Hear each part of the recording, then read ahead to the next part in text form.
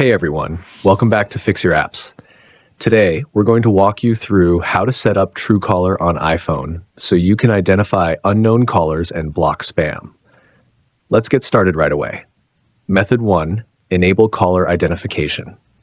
First, open the App Store and search for Truecaller. This is where you'll download the official app. Next, download and install Truecaller. Make sure you're getting the latest version for all the newest features. Open the app and set up your profile. You'll need to create an account to use Truecaller's services.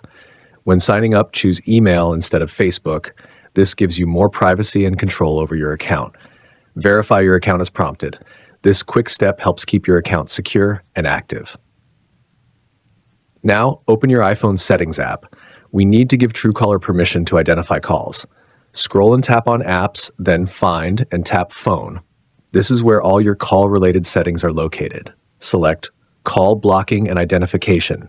This menu controls which apps can identify incoming calls.